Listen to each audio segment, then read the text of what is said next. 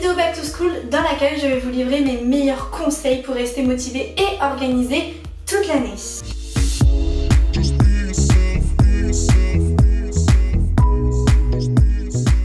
La première chose fondamentale, c'est d'avoir un bon rythme de vie. Ça, c'est une règle que j'ai du mal à appliquer parce que j'ai un métier un peu créatif où je dois tout gérer, tout faire et que je suis toute seule et que personne ne me dit rien.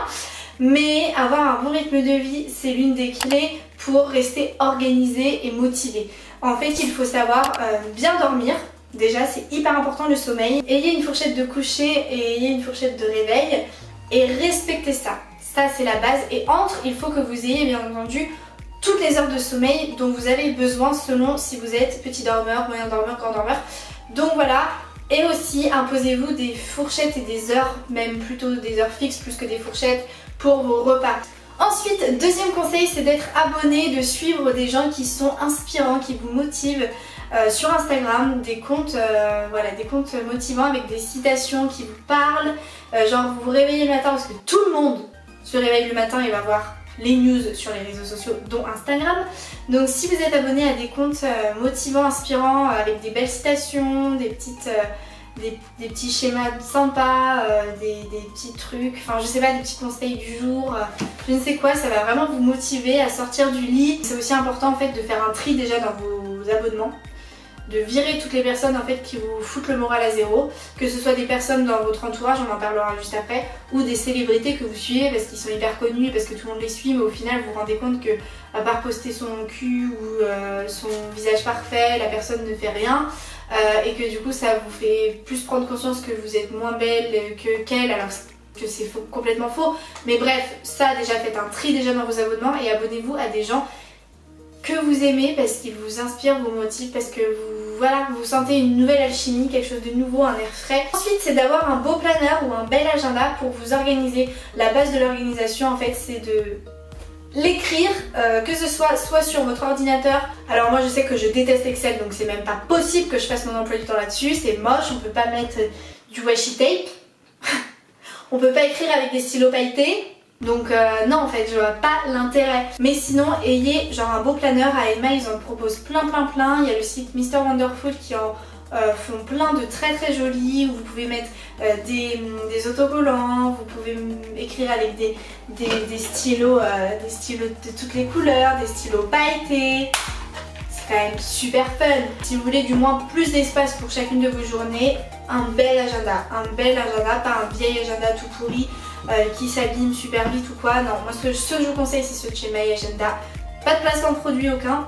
À chaque fois qu'il y en a, de toute façon, même si j'oublie de le dire, c'est écrit en barre d'infos, enfin voilà. Là non, c'est juste de bon cœur, j'en parle parce que je les aime trop. C'est des agendas en fait qui sont hyper qualitatifs et qui vous aident à vous développer personnellement. Donc voilà, en fait vous avez des doubles pages avant chaque mois avec le calendrier en fait du mois. Vous avez aussi une double page un peu pour préparer votre mois avec votre to-do list, les objectifs du mois, les anniversaires, un tracker, vos moments. Et du coup ça vous aide vraiment à garder le fil. Ce qui est très important pour rester organisé, motivé, c'est d'avoir un fil conducteur. Vous savez où vous devez aller, quel est votre objectif premier, pourquoi vous avez besoin d'être organisé, de faire beaucoup de choses et de rester motivé, etc. Pourquoi en fait? Parce que vous avez un objectif et vous voulez y arriver. Et donc pour ça, il vous faut votre fil conducteur et il faut être organisé et jamais perdre cet objectif. Et donc bien s'organiser chaque mois, ça permet de comprendre les erreurs du mois d'avant, voir ce qu'on veut faire pour le mois d'après, etc., etc. Donc vraiment pensez à avoir un bel agenda de développement personnel, un bucket journal, ce genre de choses. Ensuite, il ne faut pas se surcharger de choses à faire. Moi j'étais comme ça avant, c'est-à-dire que dans ma journée je me donnais 15 trucs sur ma to-do list à faire. Et à la fin de la journée j'étais en mode putain j'ai fait 4 trucs, c'est une blague, c'est de la merde. C'est juste qu'en fait la journée, elle n'est pas extensible en fait. Et on peut pas faire 40 000 trucs dans une journée. C'est important aussi de faire place aux imprévus déjà de base parce que voilà dans une journée, moi avant en fait je calais toutes mes heures. C'est-à-dire que de 8h à 9h il y avait ça, de 9 à 10 il y avait ça, de 10 à 11 ça, de 11 à 12 ça. Tout était calculé à la minute près. Sauf qu'en fait dans la vie voilà, faut faire place aux imprévus. Des fois vous allez prendre plus de temps pour manger par exemple, juste ça, parce que vous aurez pris plus de temps à cuisiner. Moi ce que je vous conseille de faire, c'est de vous fixer 3 objectifs, 3 trucs que vous devez absolument faire dans la journée, genre c'est ça au minimum. Et ensuite 2 autres trucs de ça si j'ai le temps, ce serait cool de le faire aujourd'hui mais bon, c'est pas non plus super grave si je le fais pas. Et en plus de ça, du coup, ils seront classés par ordre de priorité parce que bien souvent, quand on se fixe une to-do list avec genre 10 trucs à faire dans la journée, on commence toujours par ce qu'on préfère faire et du coup, les trucs les plus chiants qui sont souvent les plus importants à faire, bah on les fait pas et puis du coup, on doit les remettre au lendemain, mais ça nous fait chier parce que franchement, on n'a pas envie plus de les faire aujourd'hui que demain, etc., etc. Pourquoi en fait ça pose problème? C'est parce que les choses que vous mettez dans vos to-do list ne sont pas classées par ordre de priorité. Donc c'est pour ça que c'est très important de les classer, de les numéroter, vos choses à faire, pour savoir dans quel ordre faire tout ça et de commencer par le plus chiant et de finir par le plus cool.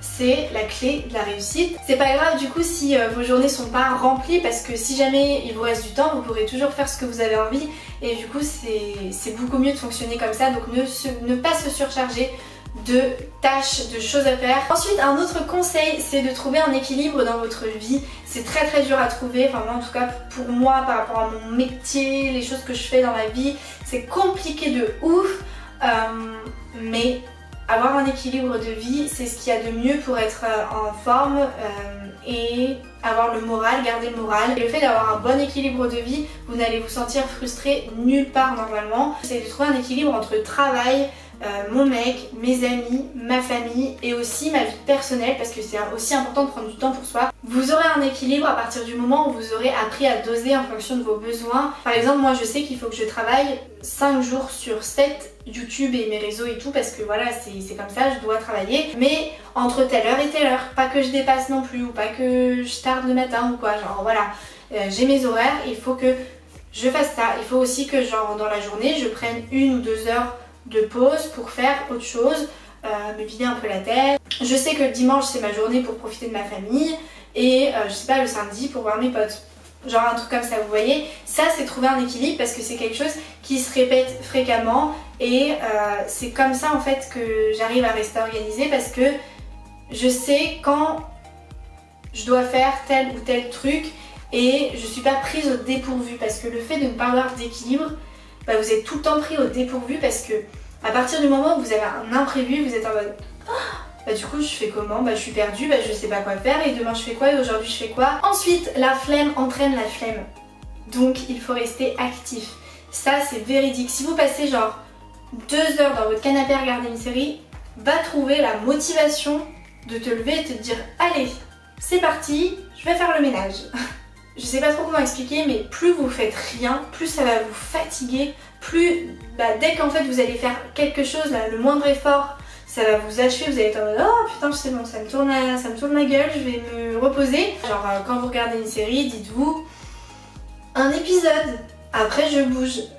Voilà, ne passez pas plus d'1 heure à rien faire parce que après c'est très dur. Ensuite c'est important aussi de ne pas se mettre la pression si vous ne faites pas tout ce que vous avez prévu de faire dans votre journée.